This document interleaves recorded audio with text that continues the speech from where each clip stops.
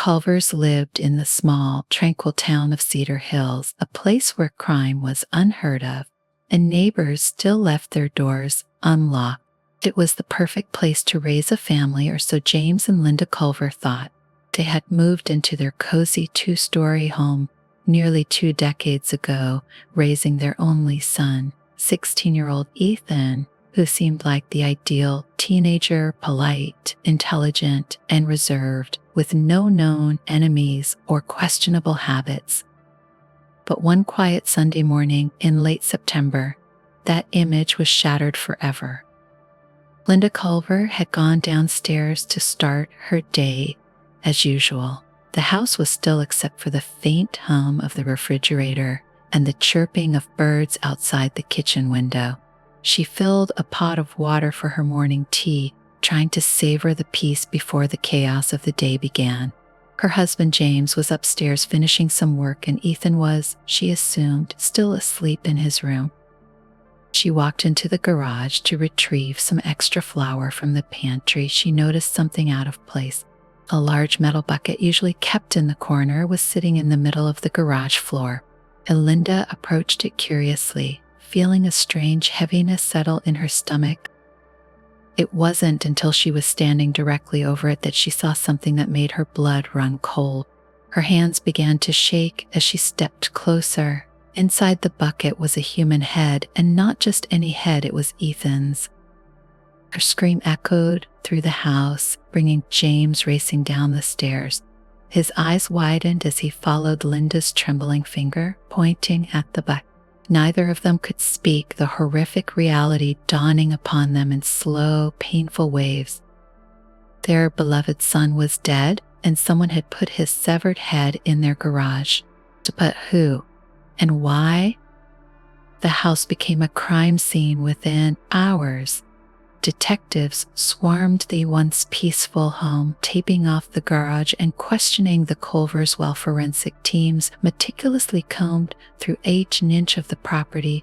So Linda sat on the living room couch, staring blankly into space, her face pale, her body shaking uncontrollably. James, usually the rock of the family, stood in a corner, clutching his head in disbelief, muttering Ethan's name under his breath. Detective Sarah Monroe, a seasoned investigator with over 15 years on the force, was assigned to the case. She watched the parents closely as they gave their statements. Something about this scene wasn't adding up in her mind. There were no signs of forced entry, no evidence of a struggle. Whoever had killed Ethan must have had easy access to the house. The first step was identifying when Ethan was last seen alive. Linda recalled seeing her son the previous evening after dinner. He had gone up to his room as usual, headphones in, and his phone glued to his hand. James confirmed the same. They both assumed he'd spent the night gaming or watching YouTube videos, his typical weekend routine. There was no reason to suspect anything unusual. But now, the question gnawed at Detective Monroe. How had no one heard anything? No screams, no signs of a struggle. And more disturbingly, why just the head? Where was the rest of Ethan's body? The investigation began with the search of Ethan's room, which was surprisingly neat for a teenage boy. His computer and phone were quickly taken for analysis, but it was the discovery of a small, blood-stained knife hidden under his bed that sent another chill through the room. The knife was too small to have been used to decapitate someone, but it was stained with what appeared to be Ethan's own blood. As the officers continued their search, Monroe felt a creeping suspicion that something dark and hidden was lurking beneath the surface of this seemingly perfect family. The answers would come soon enough, but as Monroe gazed at Linda and James huddled together in silent grief, she knew the road ahead would only uncover more nightmares than they could ever imagine. Detective Monroe paced the length of the Culver's garage, the horror of the crime still gnawing at her gut. The blood-stained knife found in Ethan's room raised more questions than answers. There was no sign of a violent struggle anywhere in the house, except for the hidden knife under Ethan's bed, suggesting something far more personal and premeditated. She turned to Officer Daniels, who was carefully bagging more evidence. What do we know so far? Any sign of forced entry? None, Detective. It's almost like whoever did this was invited in. No broken windows, no tampering with the locks.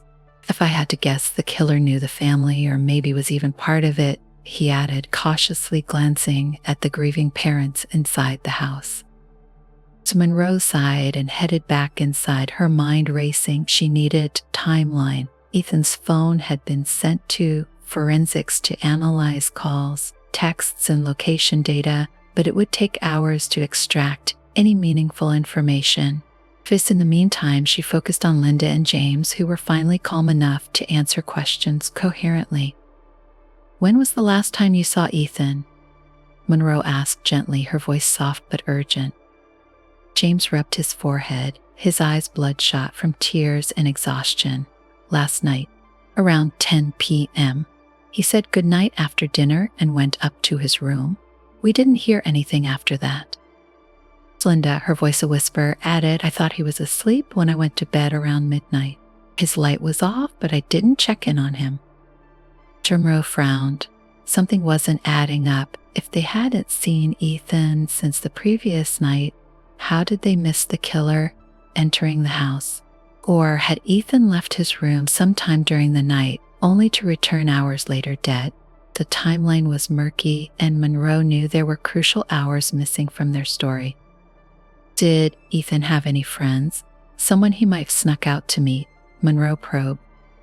So Linda shook her head, her eyes filling with fresh tears. He wasn't the type to sneak out. Ethan was quiet. He stayed home, played video games, studied. He didn't have many friends. The words struck Monroe as odd. A 16-year-old boy with no close friends, no rebellious streak, nothing out of the ordinary, yet somehow they ended up decapitated in his own garage. The detective made a mental note to dig deeper into Ethan's social life. Teenagers always had secrets, even from their parents. As she wrapped up the initial interview, Monroe's phone buzzed with a message from the tech team. "Incoming data from Ethan Culver's phone. Major activity at 2:30 a.m. Detective Monroe immediately took the call. "What have you found?" At 2:30 a.m., Ethan's phone received a series of encrypted messages from a private chat called Blackout. The messages are heavily encoded, but we've managed to crack some parts. The conversation is disturbing. "What kind of messages?" Monroe asked, her pulse quickening. "There are only fragments, but one phrase keeps repeating, the Pact. It shows up multiple times in the conversation. There's also something about severance and the final act. We're still piecing it together, but whatever it is, it's not good." Monroe felt a chill run down her spine. The Pact sounded ominous, like the kind of thing you'd hear in a horror movie or a true crime documentary about twisted secret societies. She had seen her fair share of dark subcultures in her career, but there was something about the timing 2:30 a.m. in the dead of night, combined with the brutality of the crime, that suggested this went deeper than some teenage prank gone wrong. Do we know who was messaging him? So not yet. The account is anonymous and the IP address is masked, but we're working on it. Monroe thanked the tech team and ended the call. She looked around the crime scene once more, the metallic stench of dried blood still lingering in the air. A thought crossed her mind. Was Ethan's murder part of some twisted ritual? And if so, who else was involved? The severed head in the bucket? The blood-stained knife? This wasn't a random act of violence. It had purpose. She needed to find out what the Pact was and how Ethan got involved. She prepared to leave the Culver's house. Monroe was stopped by Linda, who had wandered over, her face pale, eyes hollow from shock. "Detective," Linda whispered, her voice cracking. Do you think this was our fault? Could we have done something?" So Monroe looked into the woman's grief-stricken eyes and shook her head. We'll find out who did this, Mrs. Culver. So I promise you. But as Monroe walked away, she couldn't shake the growing suspicion gnawing at her mind. That Ethan had been hiding something, and whatever it was, it had cost him his life. The next day, Monroe returned to the precinct, her mind still racing with questions. Pennant's encrypted messages haunted her, but she had to focus on fakes. The tech team was working around the clock to decipher the rest of the conversation from the Blackout app, and the first thing Monroe did was check in with them. Got anything new on the messages? She asked as she entered the tech lab. One of the analysts, Carla, looked up from her screen, her face tense. We're still working on the encryption, but we managed to recover another piece of the conversation. It's bad, detective. This Pact? It's not just some online chat group. It's way more sinister. Monroe's heart rate spiked. Go on. Carla turned her screen to show the fragmented messages. The Pact seems to be some sort of underground forum, but not just for talking. They arrange real-world meetings and they have rituals. The phrase final severance came up again. It's almost like an initiation, something the members have to do to prove their loyalty, and it looks like Ethan was involved. Monroe's stomach churned. So Ethan was participating willingly? That's what it looks like. But here's the twist. We found a string of messages that suggest Ethan was having second thought. One message reads, I can't go through with this. It's too much. But whoever he was talking to kept pushing him, calling him weak, saying he'd regret backing out. Monroe's mind whirled. Ethan had wanted out, but it was too late. He had gotten in too deep, and now it seemed the price for trying to leave was his life. But there was something else nagging at her. If Ethan had been communicating with someone in the middle of the night, did that mean his murder wasn't random? Did he know his killer? As Monroe mulled over the information, Carla interrupted her thoughts. There's one more thing. So we traced the IP address of the anonymous user Ethan was messaging with. Where did it lead? Monroe asked, her pulse quickening. Carla hesitated before replying. It came from inside the Culver's house. Monroe's breath caught in her throat. What do you mean it came from their house? You're saying someone in the family was involved. Carla nodded grimly. Yes, but it's not as simple as that. We found that the messages were coming from a hidden device. It was connected to the home's Wi-Fi, but it's not registered as one of their regular devices. Someone had a secret phone or laptop, and they were using it to communicate with Ethan. Monroe's mind raced. Could Ethan have been talking to someone under his own roof? Or worse, could someone in his family have been involved in his death? She rushed back to the Culver's house, her mind swimming with new theories. When she arrived, the house felt even colder than before. The garage where Ethan's head had been found was still sealed off, a grim reminder of horrors that had occurred. Linda and James were inside, sitting in silence. Monroe could see the exhaustion etched into their faces, the weight of the grief pressing down on them like a physical force. But she had a job to do, and now she had more questions than ever. Mr. and Mrs. Culver, Monroe began carefully. We've discovered some new information, and I need to ask you both some difficult questions. Delinda looked up, her eyes hollow and red-rimmed. James remained silent, staring at the floor. Did Ethan have any devices you weren't aware of? A second phone, maybe? Or a computer that wasn't his usual one? Linda shook her head. No, we would have known. He didn't keep secrets from us. He was a good kid, detective. He wasn't involved in anything like this. For Monroe's gaze shifted to James, who hadn't said a word since she arrived. Something in his silence felt off. She had seen this kind of behavior before when someone knew more than they were letting on. But before she could press further, her phone buzzed. It was Carla again. Monroe stepped out of the room to take the call. Detective, we've got something else. You're not going to believe this.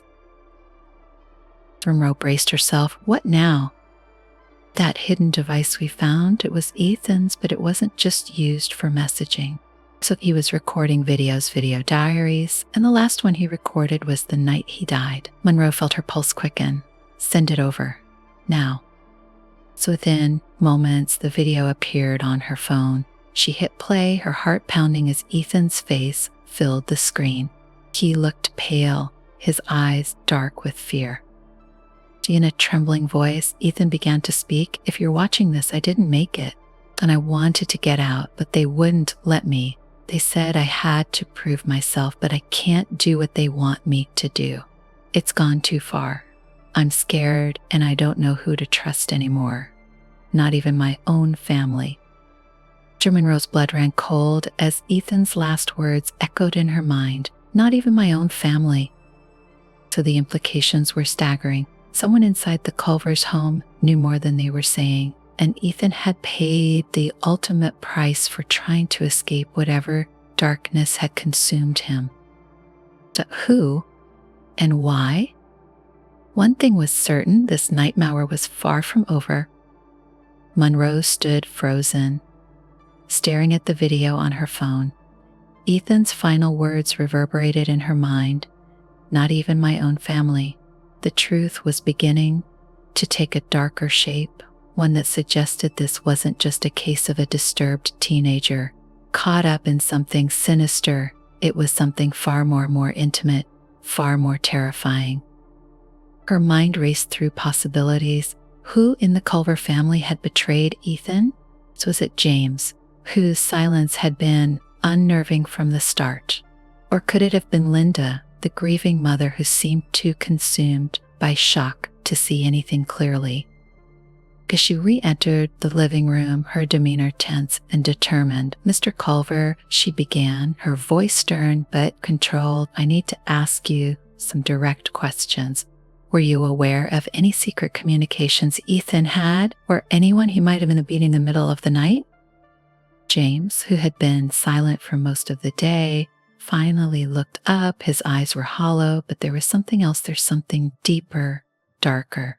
"I didn't know about any of this," he muttered. His voice was low, barely above a whisper. "Swear." Monroe wasn't convinced.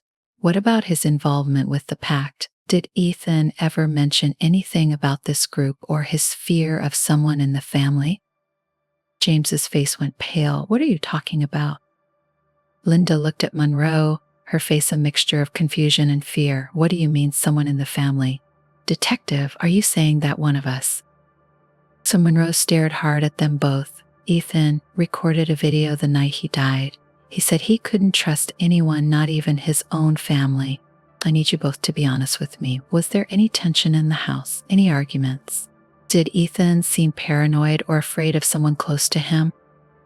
The room fell into an uncomfortable silence.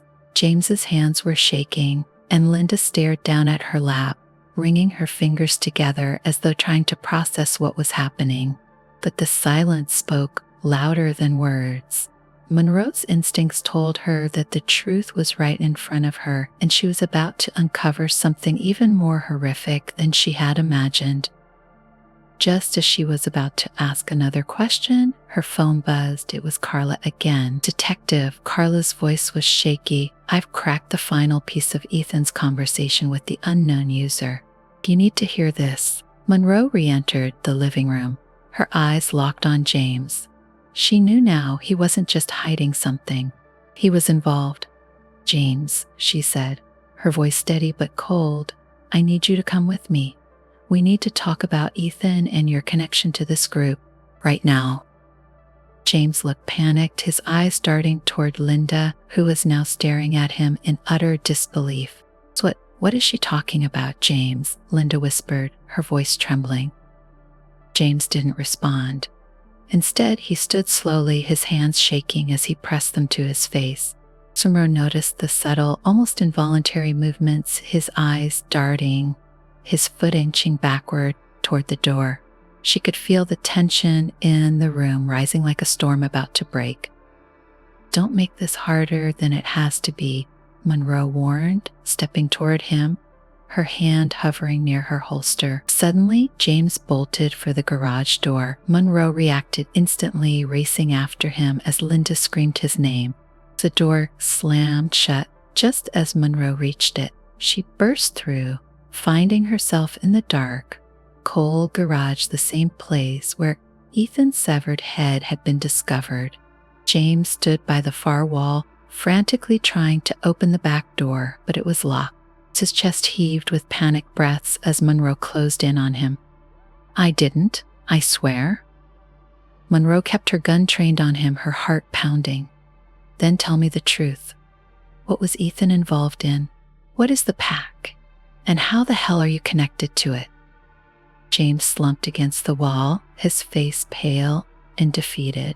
"I didn't mean for any of this to happen," he whispered, his voice shaking. "So it was supposed to be a way out, a way to fix things. I thought they'd spare him." Monroe lowered her gun slightly, but her mind was racing. Who did you think would spare him?" James looked up, tears streaming down his face. "The Pact, it's not just some online group. It's real. It started years ago. When I was younger, I got involved in something I shouldn't have. They promised power, money, everything, but there was always a price, always a cost. I tried to leave, but they said I couldn't, not without making a final sacrifice." Monroe felt the weight of his words crash down on her. "So you offered your son?" James shook his head violently. "No, I didn't.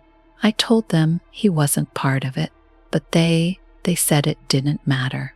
They said if I didn't follow through, they'd take him anyway. I tried to stop it, but it was too late. Ethan got caught up in it. He found out about me, about what I'd done. He tried to get out too, but they wouldn't let him." Monroe's blood ran cold. This was bigger than she'd thought. This wasn't just some twisted online game or dark obsession. This was a legacy of evil passed down from father to son. Ethan had tried to escape, but the sins of his father had caught up with him. And now, his severed head in the bucket was the ultimate proof that no one could truly walk away from the Pact. James collapsed to the floor, sobbing uncontrollably. "I thought I could protect him. I thought I could fix it, but I was wrong. God, I was so wrong." Monroe stood over him, her heart heavy with disgust and sorrow. Ethan had never stood a chance, not with a father bound by a secret so dark it had consumed them both. Now all that was left was to bring those responsible to justice. As she called for backup, Monroe realized that the true horror of this case had only just begun. The Pact was still out there, and whoever they were, they wouldn't stop until their debts were paid in blood. And Ethan wasn't the last. James Culver's arrest sent shockwaves through Cedar Hills.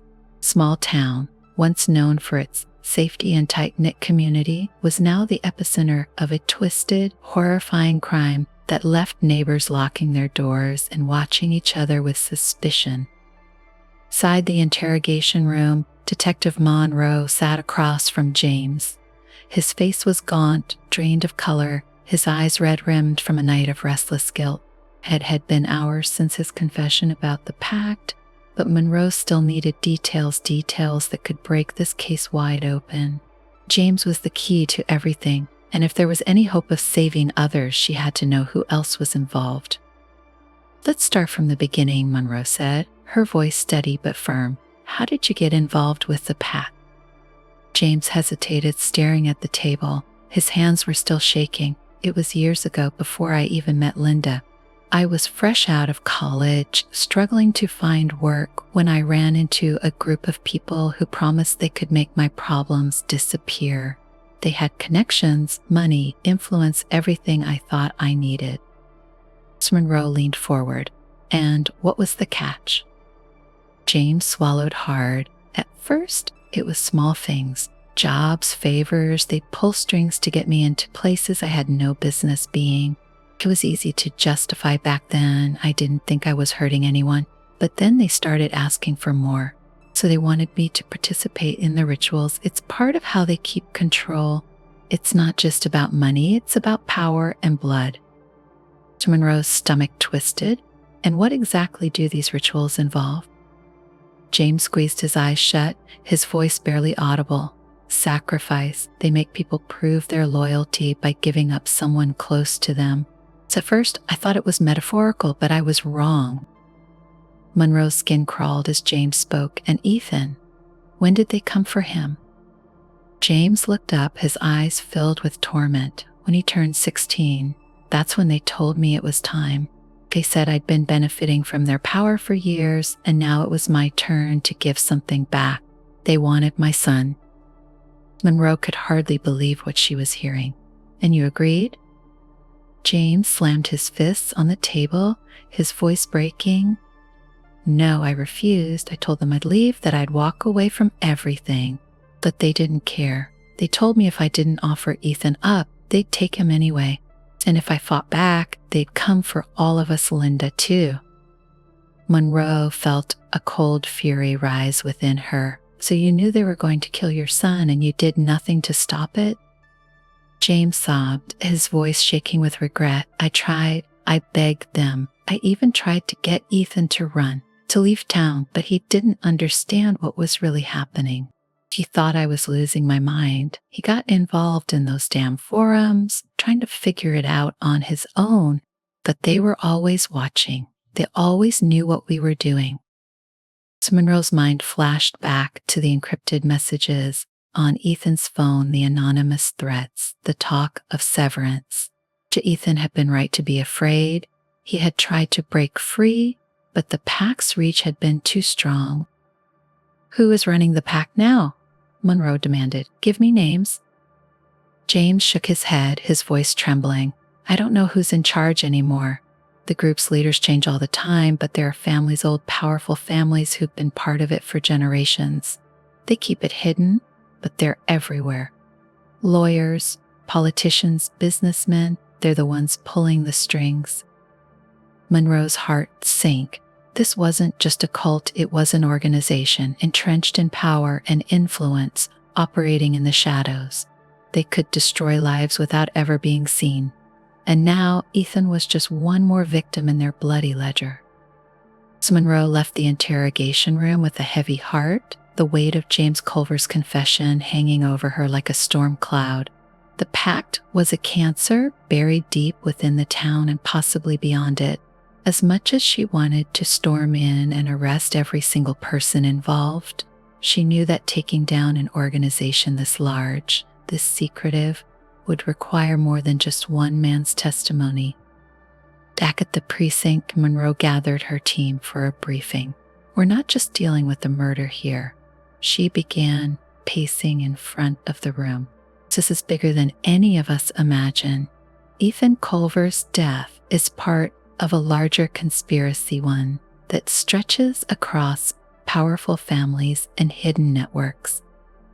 She explained James's confession, laying out the chilling details of the Pact, its rituals, its sacrifices, and its control over people in positions of influence. As she spoke, she could see the shock and horror on her colleagues' faces. This was no ordinary case. This was the kind of thing that could shake the town and potentially the state to its core. We need to find out who else is involved, Monroe said firmly. There are more victims out there, and I'm not just talking about Ethan.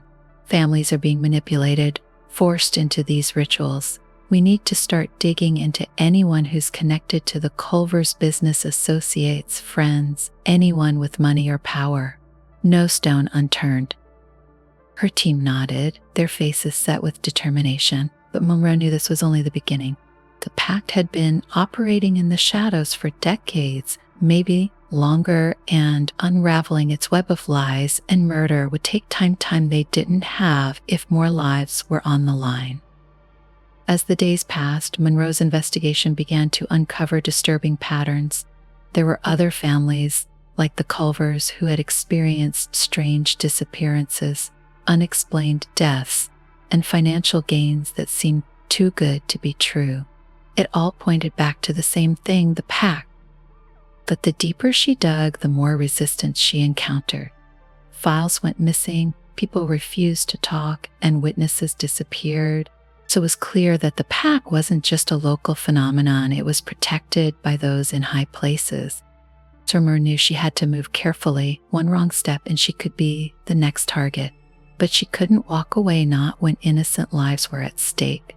Late one night, as Monroe sat alone in her office, poring over documents, her phone buzzed with an unknown number. She hesitated before answering. "Detective Monroe," the distorted voice crackled through the speaker. "You've been asking the wrong questions." Monroe's blood ran cold. "Walk away now," the voice continued, "or you'll end up like Ethan Culver. There's no severance for you, only death." The line went dead. As Monroe stared at her phone, her heart racing. The Pact was watching her. They knew she was getting too close. Instead of fear, a new resolve settled within her. She wouldn't back down, not now. She would take them down, no matter the cost. The shadow of the Pact loomed large over Cedar Hills, but Monroe was ready to fight back. So the hunt for justice had only just begun.